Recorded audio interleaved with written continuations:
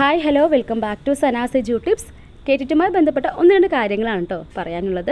അപ്പോൾ ആദ്യം തന്നെ നമ്മുടെ കഴിഞ്ഞ കേറ്റിട്ട് എഴുതിയവർക്ക് റെക്ടിഫൈഡ് ആൻസർ കീ ഇനി പബ്ലിഷ് ചെയ്തിട്ടില്ല അല്ലേ. അപ്പോൾ ഒത്തിരി പേര് വെയിറ്റ് ചെയ്യാൻ റെക്ടിഫൈഡ് ആൻസർ കീന് വേണ്ടി. ശരി തന്നെയാണ്, ഇപ്രാവശ്യം കുറച്ച് ഡിലേ ആവുന്നുണ്ട് റെക്ടിഫൈഡ് ആൻസർ കീ. അപ്പോൾ നമുക്ക് ഉടൻ തന്നെ റെക്ടിഫൈഡ് ആൻസർ കീ വരുമെന്ന് പ്രതീക്ഷിക്കാം. അതുപോലെ തന്നെ റിസൾട്ട് നിങ്ങൾക്ക് ഉടൻ തന്നെ വരുന്നതായിരിക്കും.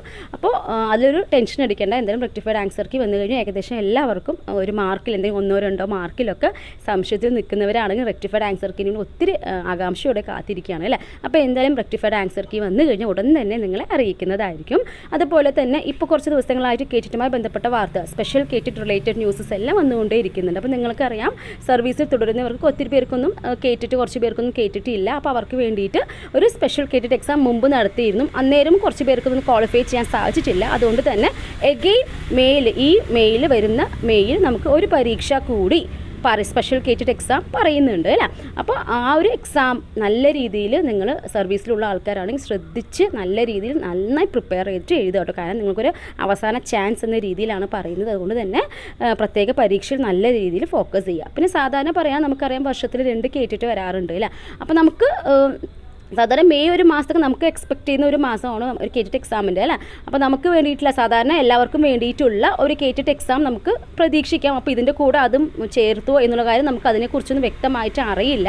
അപ്പോൾ ഇതിൻ്റെ നോട്ടിഫിക്കേഷൻ വന്നാൽ മാത്രമേ അറിയത്തുള്ളൂ. അപ്പോൾ കുറച്ച് പേരൊക്കെ ചോദിക്കുന്നുണ്ട്, അപ്പോൾ ഈ സ്പെഷ്യൽ കേറ്റിറ്റിൽ എല്ലാവരും ഉൾപ്പെടുമ്പോൾ അവർക്കും കൂടി എഴുതാൻ പറ്റുമോ എന്നൊക്കെ ചോദിക്കുന്നുണ്ട്. അപ്പോൾ നമുക്ക് അതിനെക്കുറിച്ചൊരു വ്യക്തത വരണമെങ്കിൽ നോട്ടിഫിക്കേഷൻ വന്നാൽ മാത്രമേ അറിയത്തുള്ളൂ. അപ്പോൾ നമുക്ക് എന്തായാലും ഈ ഒരു നോട്ടിഫിക്കേഷന് വേണ്ടിയിട്ട് നമുക്ക് കാത്തിരിക്കാം. കാരണം നമുക്ക് മെയിലാണ് എന്ന് പറയുമ്പോൾ നമുക്ക് അധികം സമയമൊന്നുമല്ല. ഇപ്പോൾ തന്നെ മാർച്ച് പോവാറായി. അപ്പോൾ ഇനിയിപ്പോൾ ഏപ്രിൽ കഴിഞ്ഞാൽ പിന്നെ മെയിലായിരിക്കും എക്സാം എന്ന് വ്യക്തമായിട്ട് പറയുന്നുണ്ട്. അതുകൊണ്ട് തന്നെ നന്നായിട്ട് തന്നെ പ്രിപ്പയർ ചെയ്യുക. ഇനി നോട്ടിഫിക്കേഷൻ അവിടെ ഇരിക്കട്ടെ, നിങ്ങൾ കേറ്റിറ്റിന് വേണ്ടി പ്രിപ്പയർ ചെയ്യുന്നവരാണെങ്കിൽ തീർച്ചയായിട്ടും നന്നായിട്ട് ഹാർഡ് വർക്ക് ചെയ്യുക. മുമ്പത്തെ പോലെയൊന്നും അല്ല ഇപ്പോഴത്തെ ക്വസ്റ്റ്യൻ പേപ്പർ എന്ന് പറയുന്നത്.